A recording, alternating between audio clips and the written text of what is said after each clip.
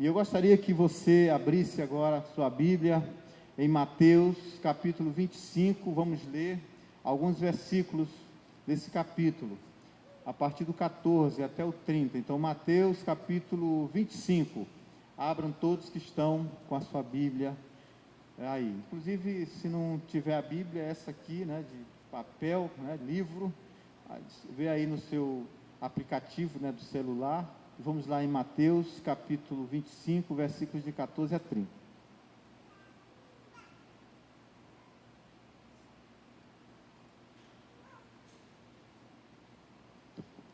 Diz assim, texto da palavra, palavras do próprio Jesus Cristo. Porque isto é também como um homem que, partindo para fora da terra, chamou os seus servos e entregou-lhes os seus bens. A um deu 5 talentos, a outro 2, e a um outro 1, segundo a capacidade de cada um. E ausentou-se para muito longe. E tendo ele partido, o que recebera 5 talentos, negociou com eles e granjeou outros 5 talentos. Da mesma sorte que recebera 2 talentos, também granjeou outros 2. Mas o que recebera 1, foi, cavou na terra e escondeu o seu dinheiro, o seu talento. E muito tempo depois veio o senhor daqueles servos e ajustou contas com eles. Então, aproximando-se o que recebera 5 talentos, trouxe outros 5, dizendo: Senhor, entregaste-me 5 talentos, eis aqui outros 5 talentos que granjeei com eles. E o seu senhor lhe disse: Bem está, servo bom e fiel. Sobre o pouco foste fiel, sobre muito o colocarei. Entra no gozo do teu senhor. E chegando também o que tinha recebido 2 talentos, disse: Senhor, entregaste-me 2 talentos, eis aqui granjei outros 2 talentos com os 2 que tu me deste. Disse o seu senhor: Bem está, bom servo, fiel, foste fiel sobre o pouco, sobre o muito te colocarei, entra no gozo do teu senhor. Mas, chegando também o que recebera 1 talento, disse: Senhor, eu conhecia que tu és homem duro, que ceifa onde não semeaste e ajunta onde não espalhaste, e atemorizado escondi na terra o teu talento. Aqui tens o que é teu. Respondeu também o seu senhor, disse-lhe: Mau e negligente servo, sabes que ceifa onde não semeio, ajunto onde não espalhei. Devias então ter dado meu dinheiro aos banqueiros, e quando eu viesse, receberia o que é meu com os juros. Tirai-lhe, pois, o talento e dai-lhe ao que tem 10 talentos, porque a qualquer que tiver será dado, e terá em abundância. Mas ao que não tiver, até o que tem lhe será tirado. Lançai, pois, o servo inútil nas trevas exteriores, ali haverá pranto e ranger de dentes.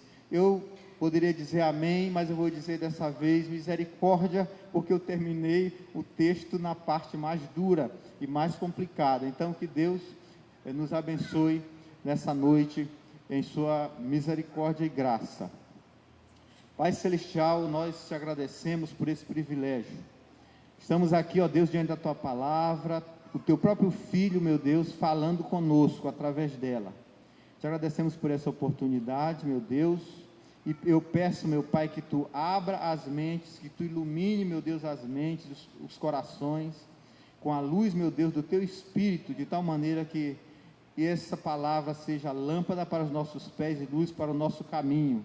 Usa, meu Deus, como instrumento em tuas mãos, para a glória do teu nome e edificação do teu povo, em nome de Jesus. Amém. Amém? Amém. Muito bem. Nesses momentos, quando nós temos pensado em multiplicação, crescimento, dons, talentos, ministérios, eu fiquei pensando, eu preciso tratar um pouco sobre isso, para que nós tenhamos como nos subsidiar um pouco mais nesse momento, ajudados, obviamente, pela palavra do Senhor. E se eu creio na palavra como um todo, eu creio muito mais quando não é simplesmente um patriarca, um profeta, um apóstolo falando. Eu creio nela como um todo. Mas quando eu abro a palavra de Deus e ali estão expressões do próprio Jesus Cristo, o Verbo que fez acontecer todas as coisas desde o princípio, eu dou um crédito tremendo nisso, apesar, como já disse, de crer na palavra como um todo. Sei que toda ela é a palavra de Deus. E eu gostaria de refletir nesse texto sobre um tema, o investimento dos talentos. Nós falamos em investimento, é um termo que tem a ver com o mercado, né? E eu fiquei pensando, mas o Senhor, vez ou outra, quando se referia ao seu reino, estava falando desses termos que tem a ver com o mercado, tem a ver com recurso, tem a ver com investimento, e parece que às vezes a gente não consegue encaixar muito isso nas questões relativas ao reino, mas ele sempre estava falando, tentando através disso exemplificar como as coisas devem ocorrer ou ocorrerão, considerando que esse texto está encravado aqui no centro, mais ou menos, do seu sermão profético, quando Jesus estava falando das coisas que iriam acontecer mais para frente. Então, a primeira coisa que eu gostaria de observar aqui é que Deus convoca e confia bens. Deus convoca e confia bens. Então, aqui tem um princípio, que é o princípio da mordomia. Deus confia, os seus bens aos seus servos. E a gente, às vezes, não está muito atento a isso, e trata as coisas do reino como se fosse uma coisa muito assim, que não se deveria dar tanta atenção nesse sentido, mas as coisas do reino, elas são os bens do próprio Deus. Então Deus confia esses bens aos seus servos. E eu gostaria, só antes, fazer aqui algumas observações ou curiosidades, para que a gente se encaixe melhor e entenda melhor essa nossa reflexão de hoje. Primeiro, ele tem um termo que ele usa aqui chamado banqueiros, né? Então os banqueiros eram pessoas naquele tempo que ficavam atrás de pequenas mesas fazendo negócio. Mas como é que Jesus vai exemplificar o reino falando de banqueiro, pessoa que fica atrás de uma mesa, fazendo negócio? E ele vai usar isso como uma analogia para tratar do seu próprio reino. Outra curiosidade, ele fala de juros. Tinha sentido de prole, tinha sentido de filhote. É como se o capital de giro é o pai e a mãe, e o dividendo, ou os dividendos, o lucro, são os filhos, ou é o filho, ele é o filhote, né?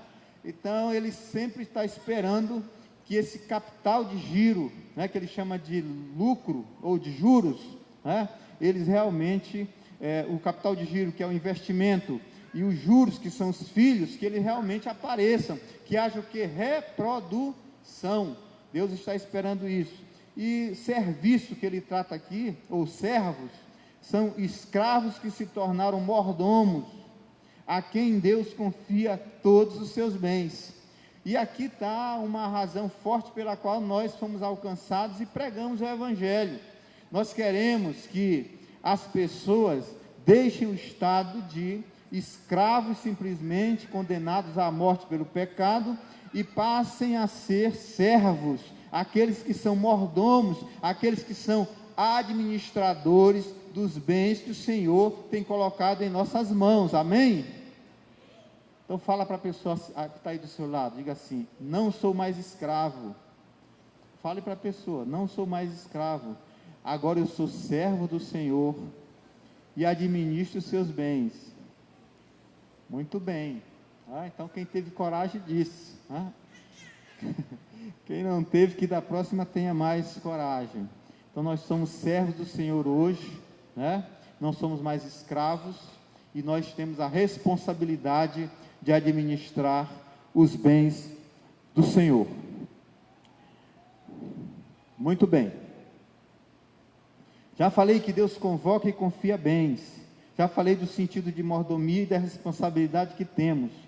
Tem alguns textos, Lucas, por exemplo, capítulo 12, versículo 42, fala de mordomia no sentido de quem exerce o ministério de alimentar. Mateus capítulo 20, versículo 8, fala de mordomia como alguém que tem a responsabilidade de remunerar aquele que toma conta, e em dado momento ele faz os pagamentos. Lucas, no capítulo 16, versículo 1, tem um sentido mais de cuidar. Então, remunerar, alimentar e cuidar tem a ver com mordomia, tem a ver com algo que Deus está colocando em minhas mãos, né? Como sendo um dom, como sendo um talento, e que eu preciso exercitar como alguém que foi convocado por Ele para esta finalidade. Amém? Eu vou sempre falar amém, que eu quero ouvir o povo, né, dizendo amém, crendo, olha, isso aí é para mim, né? Eu assino embaixo, estou nessa, é comigo, eu não estou fora desse negócio. Muito bem. Deus também distribui bens conforme a capacidade pessoal de cada um. Nós vimos no texto, isso no versículo 15, que isso fica muito claro, né? Que Deus dá conforme a capacidade individual. É investimento seguro. Aquele que tem maior capacidade, ele deu 5 talentos, pessoal, estão ligados aí? Deu 5 talentos. Aquele que tem capacidade, vamos dizer, mediana, ou risco médio, ele deu 2 talentos. Mas aquele que tem risco quase que total, né, maior risco, ele deu 1 talento.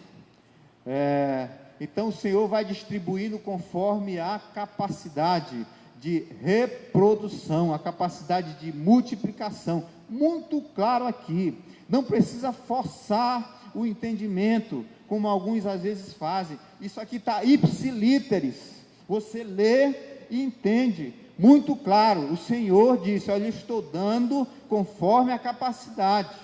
Quem tem maior capacidade, recebe mais para administrar. Quem tem capacidade média, um pouco menos. E mesmo aqueles que não têm capacidade alguma de reproduzir, o Senhor não os exclui. O Senhor ainda assim lhes dá oportunidade. Então, Deus distribui conforme a capacidade de cada um dos seus servos.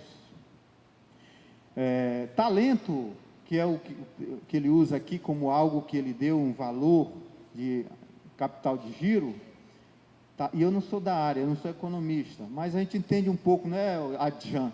Houve tanto jornal, telejornal, que acaba, né, aprendendo um pouquinho, não é isso? Então, olha só, talento, que era o capital de giro, no caso, 1 talento, era 35 quilos de prata pura, não era prata bruta não, era prata, já estava refinada, era prata pura, então 35 quilos, era 6.000 denários, um denário era um dia de trabalho de um soldado romano.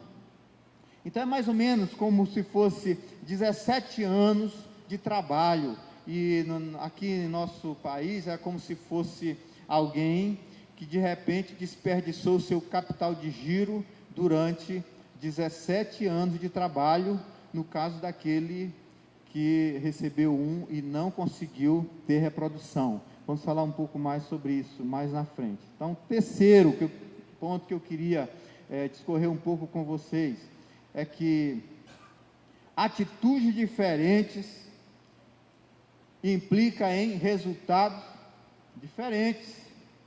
Amém? Vamos repetir, eu quero repetir essa com vocês para ficar aí na mente, guardado no coração. Olha lá, atitudes diferentes implicam em resultados diferentes. Quero ver só vocês agora, vai lá.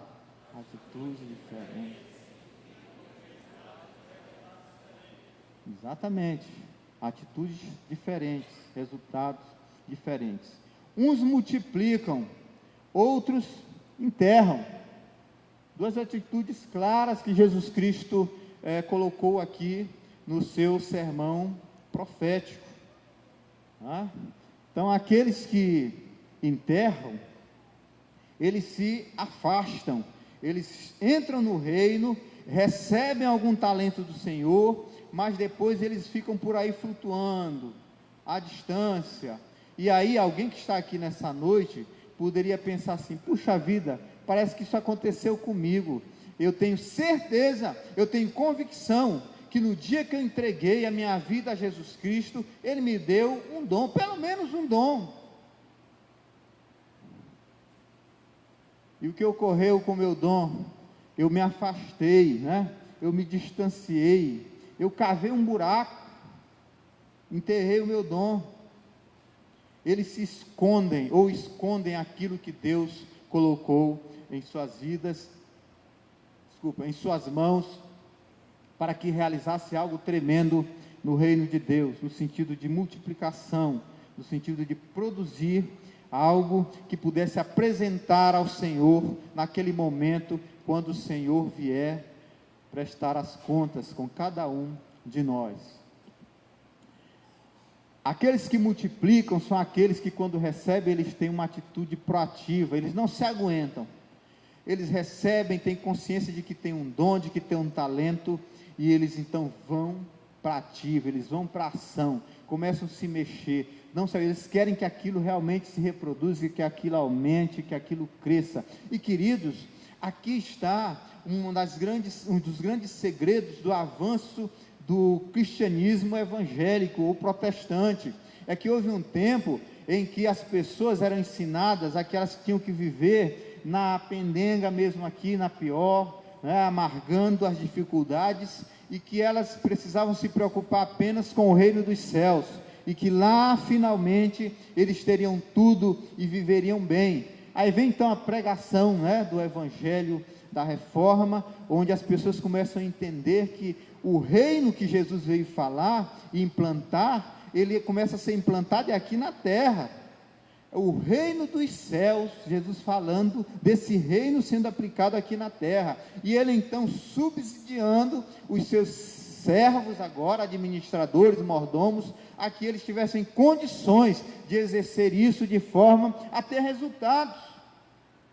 E esse princípio do evangelho, do ensino de Jesus Cristo, é um princípio que tem que ser aplicado e deve ser aplicado em nossa vida como um todo. Aquilo que eu dei uma pincelada rápida de manhã, na perspectiva da cruz, as bênçãos espirituais, a começar da minha salvação eterna em Cristo Jesus, quando eu confesso o meu pecado, recebo o seu perdão, e adentro as fileiras daqueles que seguem o Senhor Jesus Cristo, caminhando para chegar às mansões celestiais. Essas bênçãos na vertical, espiritualmente falando, elas se aplicam na perspectiva horizontal.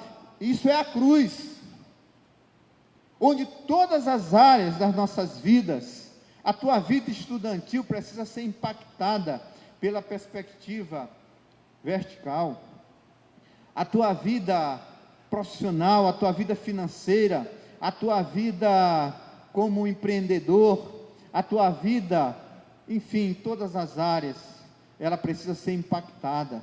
E muitas das vezes ela não é impactada, porque as questões relativas a esse nosso entendimento, de que não estamos aqui para outra coisa, a não ser para servir o Senhor, seja lá no que estivermos fazendo, desde que isso seja honesto.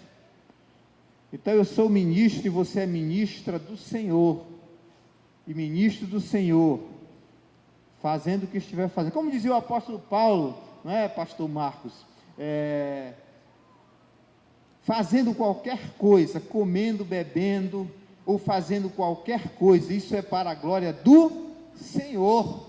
Então é você entender que onde você estiver exercendo a sua profissão, ali você é um ministro do Senhor, e você integrado no seu reino, participando do corpo de Cristo, a igreja, onde o Senhor te plantou, ali você não vai ficar parado, não vai cavar buraco, não vai enterrar o que Ele te deu, não vai sair por aí e ficar indiferente, mas você vai, como diz a expressão popular, você vai cair dentro, né, e dar resultados de fato. O Senhor Jesus Cristo te chamou, não foi para outra coisa que não seja isso. Creia, meu irmão, creia, o Senhor está falando, eu creio contigo nessa noite, como tem falado sempre.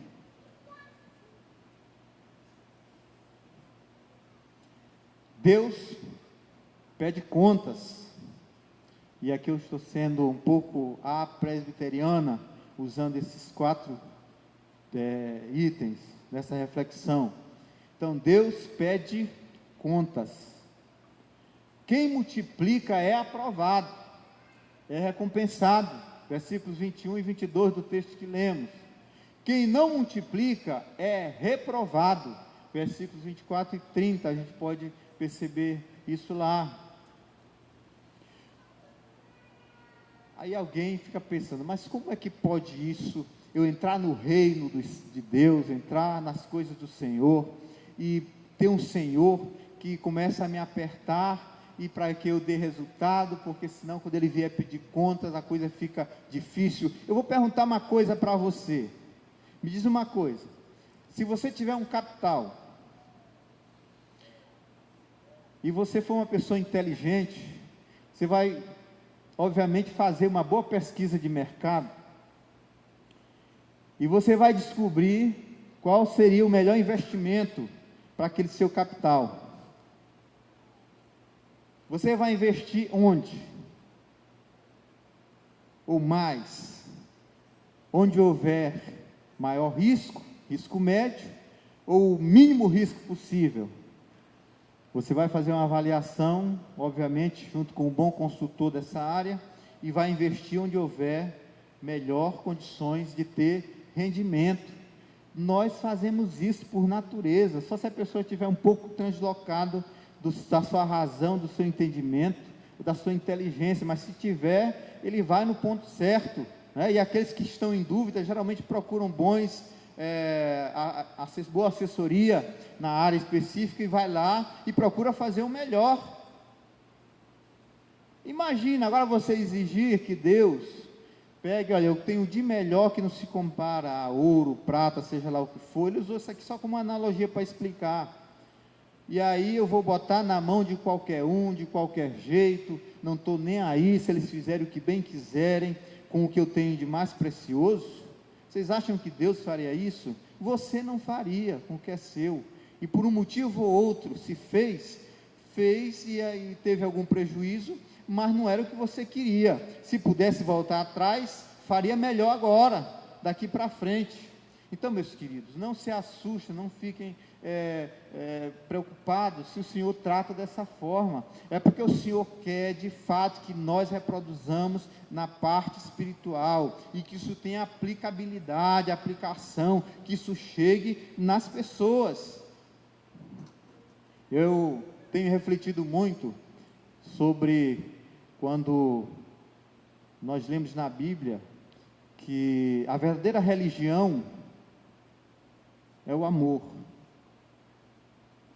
A verdadeira religião é atender órfãos e viúvas e necessitados.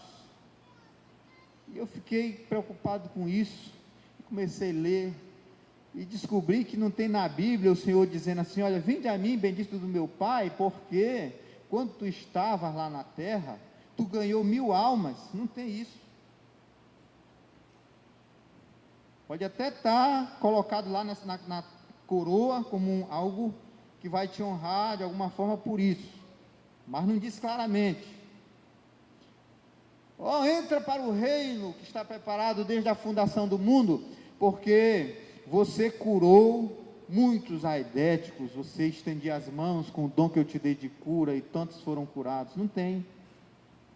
Entra no reino que está preparado desde a fundação do mundo, porque um belo dia apareceu um Lázaro na tua vida morto, e você então orou por ele, e ele ressuscitou. Agora você tem direito de entrar nos céus, porque praticou a verdadeira religião. Não tem isso não. O que tem é quando eu estava nu, aí você já sabe do resto. Quando eu estava preso, você sabe do resto. Quando eu estava doente, enfermo, você sabe do resto. Quando eu tive fome, o próprio Jesus falando, palavras dele também. Eu gosto muito do que ele fala. Por isso que eu digo, olha, leia o Novo Testamento. Quer conhecer a Deus, quer saber sobre o reino? Vá para João, leia primeiro o Evangelho de João, depois vai para as epístolas de João, depois você começa de Mateus e vai até o final do Apocalipse. Chegar no Apocalipse já está entendendo quase tudo. E aí quando for para o Antigo Testamento, as coisas começam a se elucidar. É ou não é, Paulo? Paulo é estudioso da Bíblia. Quando chega no Antigo Testamento, já leu o Novo Testamento todo, o Espírito Santo começa a revelar, iluminar, aí começa a entender tudo, começa a compreender as coisas. Então, quando eu penso no reino, e quando eu penso nas cobranças que o Senhor pode nos fazer naquele dia, eu vou direto ao assunto, direto ao ponto, direto ao tema, pensando naquilo que o próprio Jesus tratou sobre essas questões. Então, Deus pede contas. Quem multiplica é aprovado, quem não multiplica é reprovado. Queridos, ele falou a mesma coisa para o que tinha 5 e rendeu mais 5 e prestou conta de 10.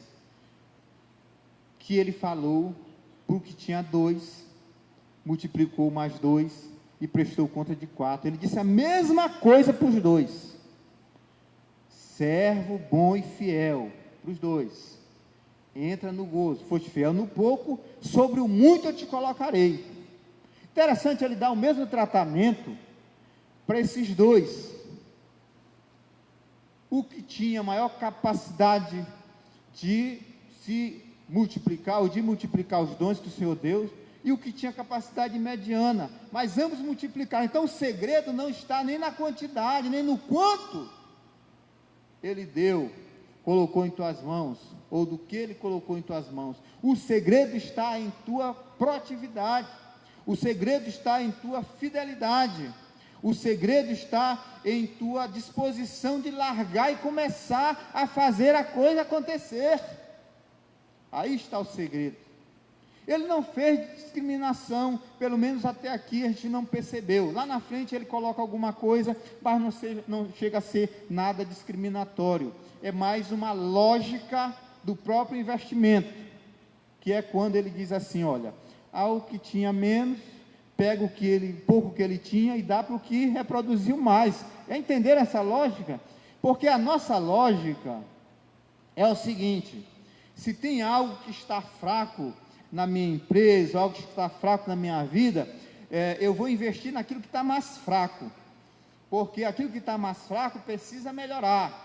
E na ótica, e eu aprendi isso já há algum tempo, e eu tenho procurado passar para algumas pessoas, mas é difícil, na ótica do reino, na economia divina, ou de Deus, que eu tenho aprendido, você vai para cima de onde está dando melhor, onde está dando mais, e investe mais lá. E aquela parte que está mais fraca, você dá a manutenção. O Senhor não tirou os 2 daquele. Ele continuou com 2, agora com 4. Provavelmente no próximo prestação de conta ele viria com 8. Mas ele pegou a daquele que não tinha pouco, só um talento, e botou na mão do que tinha 10 talentos agora. O raciocínio é simples. Olha, o camarada eu dei 5, ele veio com 10. Se eu tinha colocado 6 na dele, ele viria com 11. E se eu tivesse colocado na de 2, ou colocasse agora na de 2, ele iria render menos também. Iria render, mas ainda ia render menos. Então o Senhor tem essa lógica que às vezes nós não entendemos muito, e ficamos muito cheios de milindres, né? Sentindo, o Senhor lá não está sendo muito justo comigo, né? Mas na realidade nós, quando temos inteligência, fazemos assim, deveríamos fazer assim, e o Senhor faz também. Então o que é que você tem que fazer? O que é que eu e você precisamos fazer? Precisamos entender o seguinte, o Senhor me deu dom, não importa se Ele me deu 5 ou 2, eu vou fazer isso que o Senhor me deu, esse talento, reproduzir. Aí eu não sei qual é a área que você está militando, aqui tem tantas áreas para militar, tem o Ministério de Louvor, tem Ministério Casais, tem Cursilho, tem a parte social, que tem algumas ações que são desenvolvidas, tem agora a Casa de apoio também, que a gente pode fazer alguma coisa. Então são várias áreas. Escolha uma área dessas, descubra o que o Senhor colocou em tuas mãos, como dom, como talento, e decida hoje: eu vou reproduzir esse talento, eu vou reproduzir na área que o Senhor me qualificou no seu reino. Queridos, e finalmente, o servo mau, ele não gostava do seu senhor, não gosta do seu senhor, ele desconfiava dele, não queria trabalhar, não queria que o seu senhor enriquecesse mais. Não, tá bom, ele está bem, então eu vou enterrar aqui, esse camarada já ganhou dinheiro demais. Aí ele não segue o exemplo dos homens e mulheres da Bíblia. Imagina como era José administrando o que não era dele, era do seu senhor. Imagina como não eram Daniel, Sadraque, Mesaque e Abidnego em Babilônia, administrando o que não era deles, era do seu senhor. Eles caíam dentro, e o Senhor os recompensava e os abençoava. Dons e talentos de Deus, e já estamos encerrando. Os dons e talentos de Deus, eles multiplicam-se quando usados. Se usar, haverá multiplicação. Dons e talentos de Deus transformam nossas vidas. Transformou ou não transformou a vida daqueles que buscaram a multiplicação? Mas de que aquele que não multiplicou, não teve transformação de vida alguma. Dons e talentos de Deus nos tornam preparados para mais. Pode botar mais nele, pode colocar mais nela, porque ali vale a pena. Ali é terra fértil, eu tenho dito isso. Uma outra ministração, quando eu falo sobre as sementes que caem à beira do caminho, sementes que caem em terreno rochoso, sementes que caem entre espinhos e as sementes que caem em terra boa. Então, que tipo de terra eu sou? Será que o Senhor vai encontrar em mim uma terra boa? Se Ele encontrar, Ele vai jogar lá, porque Ele sabe que vai dar resultado, vai produzir. Então, dons e talentos de Deus multiplicam-se, transformam nossas vidas e nos tornam preparados para mais. E, finalmente, desafio à multiplicação. Amor gera mais. Eu quero que você repita comigo. Olha lá. Amor gera mais. Fé gera mais. Caráter gera mais. Agora deixa comigo. Obediência produz virtude, que influencia todo o ambiente. Segunda carta do apóstolo Pedro, capítulo 1, 3 e 7, fala um pouco sobre isso. Depois você pode dar uma lida. Então, amor gera mais amor, fé mais fé, caráter mais caráter, e obediência produz virtude que influencia todo o ambiente. Então, que o amor de Deus, a fé que o Senhor te dotou como um dos seus dons especiais, o caráter de Cristo em você, e essa obediência possa te colocar de tal maneira integrado no reino, que você não pare mais e pense: olha, quando o Senhor vier, Ele me deu só um dom, eu vou entregar, só um talento, eu vou mostrar para Ele 2 agora. Senhor, Tu me deu um, está aqui mais um, usa. Senhor, Tu me deu 5 talentos, está aqui 10, eu estou me reproduzindo, eu estou crescendo, eu quero mais, eu quero mais. Quem quer mais de Deus, quem quer mais do Senhor, quem quer se envolver na obra, no reino? O pastor Hamilton, Deus tem dado uma visão tremenda, o pastor Marcos compartilha dessa visão, eu que estou chegando compartilho dessa visão.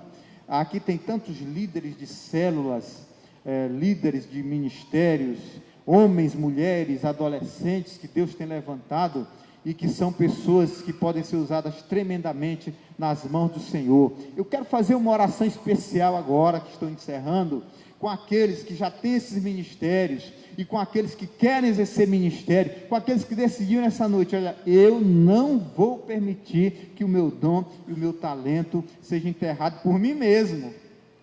Eu não vou cavar buracos para enterrar talentos. Aí mesmo onde você está, Você vai ficar em pé de forma corajosa, dizer: olha, eu estou dentro, eu vou participar, eu vou me integrar, eu vou arregaçar as mangas, eu vou ser um instrumento de Deus na sua obra, no seu reino, aqui nesse lugar onde Ele me plantou. Então você pode levantar agora, vamos fazer uma oração, ministrar uma oração na tua vida nesse sentido. Você que está desafiado essa noite a ser esse instrumento mais poderoso ainda nas mãos do Senhor do que já tem sido. Os que são líderes que querem, façam isso, e aqueles que ainda não são, não estão integrados ainda nas células, não estão integrados ainda em nenhum ministério, você deseja isso, você quer isso, fique em pé e nós vamos orar por você.